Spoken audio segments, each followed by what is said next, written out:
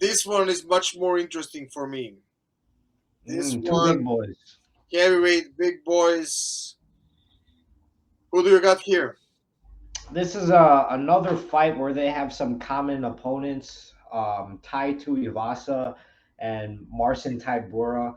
But if you look at the results for both of those fights that each of those guys share, it's kind of hard to take much away, right? Because one has a win over Marcin, one has a loss, and then the same can be said about Tai Tuivasa. But if you look at what they've been doing as of lately, I think Augusto with, three loss streak and not just losses, but three TKO finishes, it's kind of hard for me to pick this guy. And then if you look at Spivak, what impresses me, especially with a heavyweight, is his takedowns, right? He's got some like judo-esque takedowns, nice foot sweeps, Tayatoshis or Haragoshis, whatever you want to call them. But I really like his takedowns. Sorry. I would say it, backyard takedowns. Like grabbing the head and going for that trip. Like I don't know, like when you had a Yeah, he's got like against like Hardy, he got one of those for sure against Greg Hardy. But I mean, he's fucking strong too. Like I think Hardy he cuts to make 265. Greg Hardy yeah, he does. got like 30 pounds. Yeah, and Spivak just freaking picked him up and tossed him on the ground. Couple But times. there's some technique too. Like he reminds me a little bit of like Khabib, not quite at the level, but how he ties up the legs, how he goes for the wrist rides, or how Michael Bisping calls it the Dagestani handcuff. But it's just a wrist ride. And so I like his ground and pound once he does get to the ground. I think Sakai, he's a jiu-jitsu brown belt, so he might be a little comfortable on the ground, but it's different, I think, at heavyweight when these guys are so big. And Spivak's not even looking to pass the guard. He's just looking to ground and pound you. I wouldn't be surprised if Spivak gets a TKO sometime in the second round, just ground and pound. How about you? Yeah, I agree. I agree completely with you. I was joking about like I really like his takedowns. Like because they are like unorthodox. Like especially that like I think he throw even tied to Iwasa Mhm. once or twice like that. Like grabbing that head and arm and going over. Yeah. And like he's pretty tall. Like and Mhm. lengthy. Like not that even that tall. How he looks like. Even though only like I mean only 6'3", but like he Oh looks like yeah, that's what I'm saying. Only like look now they're both 6'3", but like his build, like reminds me a little bit if you can remember Stefan Struve, like a oh yeah. skyscraper. Yeah, like Yeah. Tall motherfucker. yeah, he was like I don't know how tall he was. He was like I think it was 6'7". he was the tallest guy I think ever in UFC. Yeah, Not he should have played basketball. I think. yeah, like that's and he reminds me a little bit like him, like Mhm. that build, because like also if you look, they're like how to say same height, but like he just looked like like that type of lengthy guy. You're right. Yeah, and I will say, like, even though Augusto, he's coming off three losses in a row, all by finish. Like, his striking doesn't look bad. It's just, I think at this weight class, you get clipped once, and it could be it.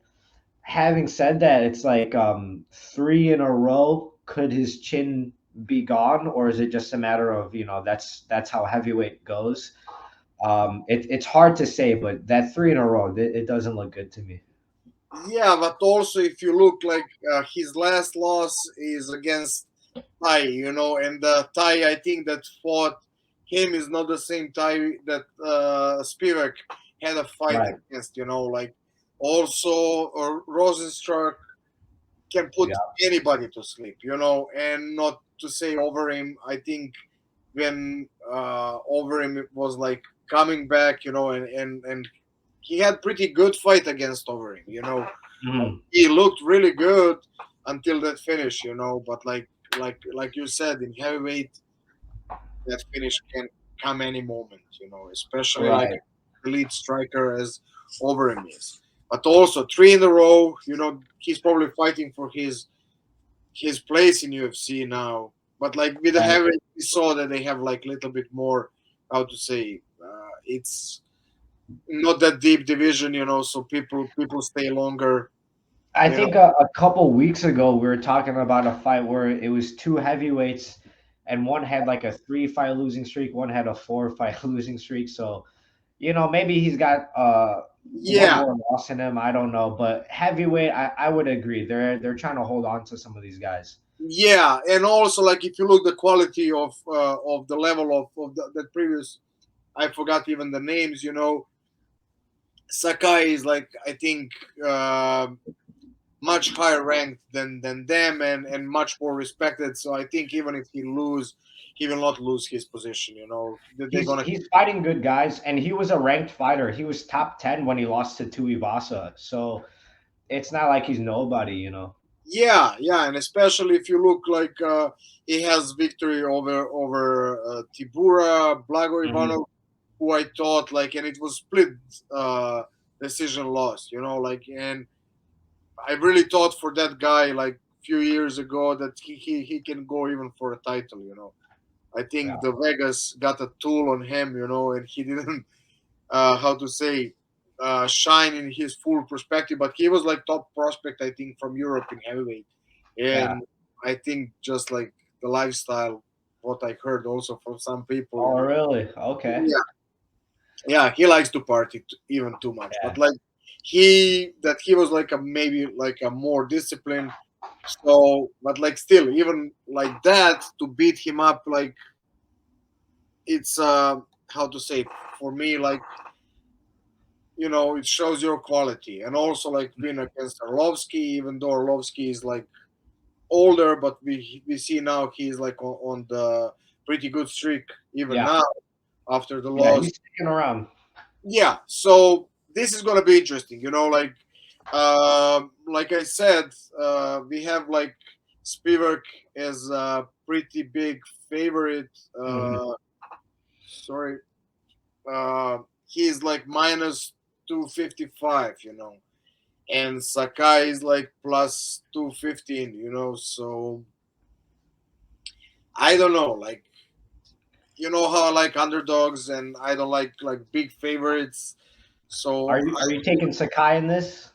no, I mean if somebody wants to play with the fire and just throw it over there like for some small parlay, I would say go for it. But like I think the Spivak is in pretty good position. Like even that lost against Aspinall, I wouldn't take it against him because like he took that fight on the short notice. Right. Yep.